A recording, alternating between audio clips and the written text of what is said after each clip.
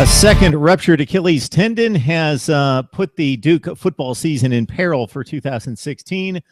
MarkRogersTV joined by Mike McDaniel from inside the ACC to set up the Duke quarterback position. Mike, it's always a good time talking some ACC football. Thomas Sirk not going to light up the world when it comes to stats, but he turned out to be a very serviceable leader in this Duke football program, both running and throwing the football, but he's out for this fall. Yeah, so Thomas Sirk ruptured his Achilles back in the spring for the well, actually it was prior to spring practice even beginning. It was early to mid-February. He ruptured his Achilles doing some conditioning drills prior to spring practice. Duke is obviously going to miss his presence no matter how long he's out. Right now, Duke's been kind of coy about how long Sirk's going to miss. It definitely looks like an early season, missing the early part of the season is definitely not out of the question. It might be even longer than that. Right now, they're saying he's out indefinitely, and that was back in February, and now it's middle of June. We haven't really received an update. So Sirk underwent surgery. Obviously, now rehabbing here as Duke gets their summer workouts underway in advance of fall camp. So it looks like, at least for the early part of the season, Duke will be missing their starting quarterback from last season's team, and Sirk was also their leading rusher. So the dual threat guy that they're really lacking is no longer at the helm.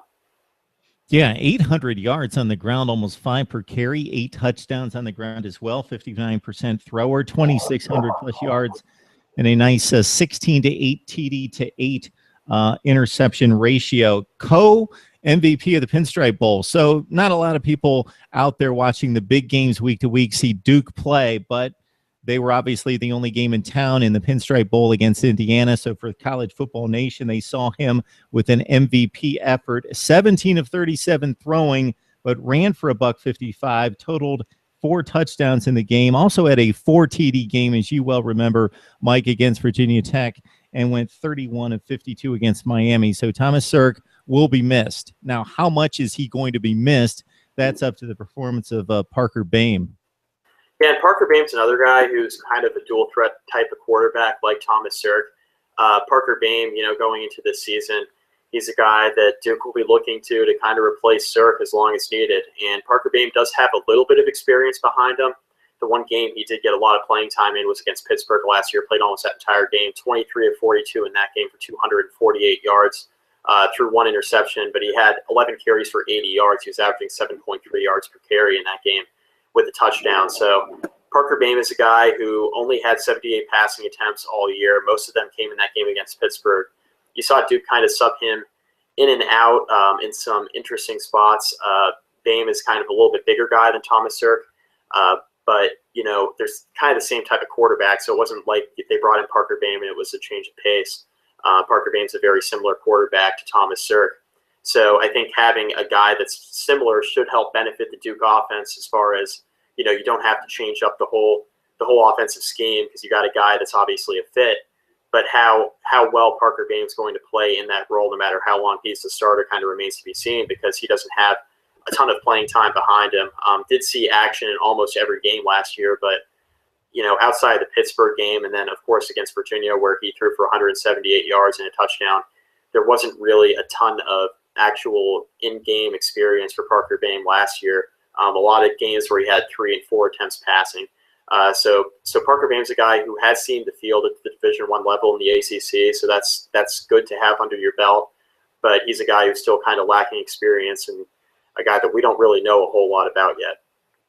Yeah, and as you mentioned, Mike, and allude to here, he's also a guy that's been in the program a little bit, so he knows the offense, a redshirt junior, so he's been on the field for David Cutcliffe out of Jacksonville, a pretty good recruit in that class, 3-star, number 27 rated dual threat passer, and the 126th rated player in Florida. Couple intriguing prospects as well in Quentin Harris and Nico Pierre, although it appears as though Pierre has made the full switch to running back, 15 carries for 76 yards last year. Yeah, Nico Pierre went into last season. Of course, he redshirted 2 seasons ago in his first year on campus in 2014. Last year, he came into camp as a 3rd-string quarterback, played most of the season in that role, only had 1 passing attempt all year, had those 13 carries that you alluded to, ended up making the switch full-time to running back during the spring, so he'll be moving on to a different position there for Duke. Now, as far as the quarterback position goes, they have a very talented quarterback in Quentin Harris, who's sitting right there behind Parker Boehme, will definitely provide the depth there. Even if he's not the primary backup, he's a guy that has a lot of talent coming out of high school, a 4-star recruit, one of the more highly rated recruits in the 2014 recruiting class for Duke. So Quentin Harris is a guy who could come in and potentially make an impact if Parker Boehme were to struggle and Thomas Sirk was still injured. Another quarterback to look for is Daniel Jones, another redshirt freshman, 6'5", 210-pound body. A guy that wasn't really that highly touted coming out of school. He's from Charlotte, North Carolina, 2-star recruit. So Duke's got some options at quarterback behind Parker Boehme. Boehme, of course, looks like he's going to be the starter with Thomas Sirk out, but you never really know what'll happen. I mean, nobody really predicted that Sirk would blow out his Achilles for the second time. So we'll have to see how it all shakes out this fall.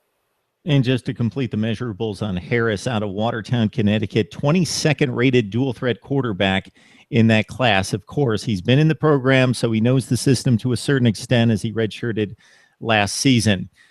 Mike, of course, at Duke, one of these teams in the ACC, about half the quarterbacks coming back from 2015. Duke expected to have a veteran quarterback in play to get them back to postseason, but much is in question coming into 2016.